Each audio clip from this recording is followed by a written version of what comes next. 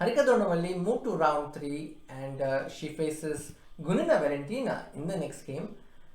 Bhakti Kulkarni, Vaishali and Padmini Raut have lost their games and their tournament journey ends here. In this video, I am going to show you some of the critical moments of round 2. Let's start with the results. Bhakti drew the first game and lost the second. Harika won the first game and she won the second by default as her opponent withdrew. Padmini drew the first two classical games and she drew the first tiebreak and then lost the second one. I'm going to show you that. And Vaishali lost both her games against Bela. I'm going to start with Harika's amazing win. So let me get the board. Here you go. I'm having this position. A very nice one. It's white to move and you can see there's a situation in which her opponent's king is in the center. And when your opponent's king is in the center, you must either open the position with a pawn break or take out some threats with some initiative, try to grab the initiative and keep posing threats. In this position, Harika does just that. She keeps her opponent busy with threats and then after queen e4, she's now attacking the rook a7. After that, she attacks her opponent's queen and then she plays knight e5 intending to go knight c6 or knight f7 depending on the situation. She's also threatening to go queen c6 check, and after knight f6 she goes for queen c6, and then after knight c6 you can see black cannot castle yet because the bishop is hanging if the king moves to g8. Then she develops knight and then after bishop to f8 she again poses a threat, plays amazing move knight to b8 attacking the pawn on e6. The bishop cannot support the pawn because the bishop is pinned, so the pawn has to move. So a5 happened and then she played knight to f3. Now this knight is also intending to go to g5, and after knight h5 she goes bishop c7 and finally picks up the pawn on a5. After bishop e7 she plays rook takes a5, and then after bishop d6 she plays rook d1 again. She's not relaxing, sign of a great chess player.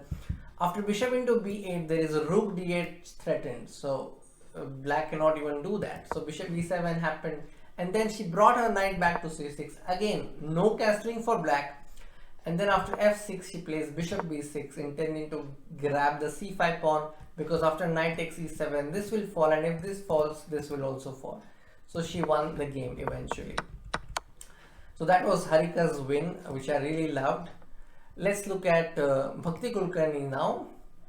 I'm going to get her game that she played against Pogonina. And she drew the first game and she was black in the second, and she chose King's Indian, which is a good opening especially when you're playing for a win.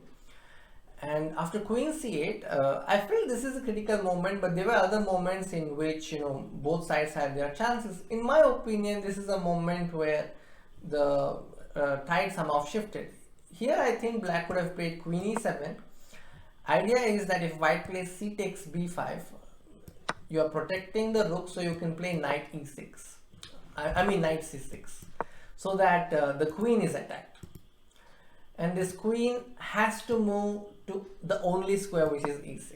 And after queen e6, bishop e6, rook e6, bc6, bc6, there are chances that this might end in a draw, and this is a fair result I think.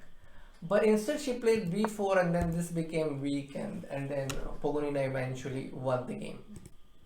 Now let's focus on the next game, which is Padmini Raut's game that she played against Sarasada. Okay, let me bring the game.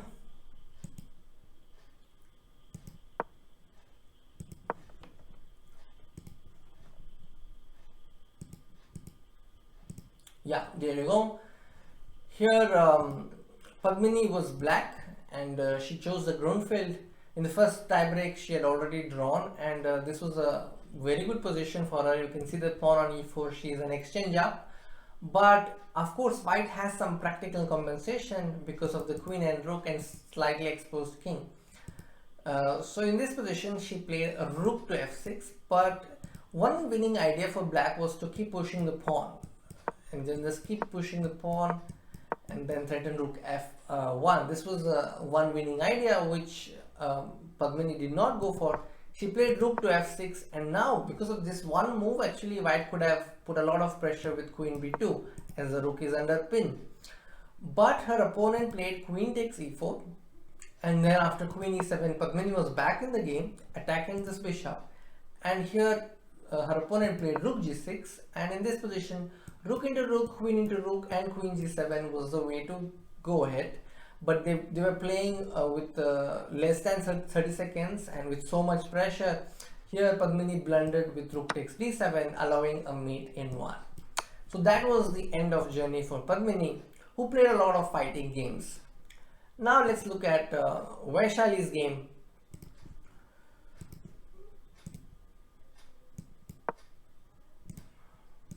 This was the position, and here to maintain equality, bishop c7 was the move, but this is a computer decision.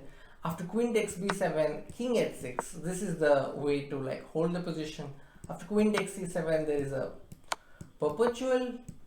If king goes to e1, and then if the king wants to escape, then there are again different kinds of checks. For example, after queen check, if you go king c1, you can go queen a3 check, and then if king c2, you can go queen d3 check, and so on.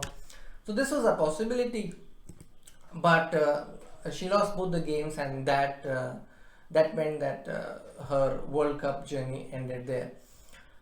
And now coming to Harika, she now faces Gunina Valentina, and if she wins that game, she will face the winner of the match between Nino and Jolanta.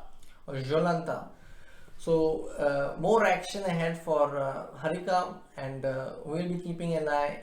Do watch our broadcast on chess.com/tv. We'll be back with some more videos, and until then, take care. Bye bye.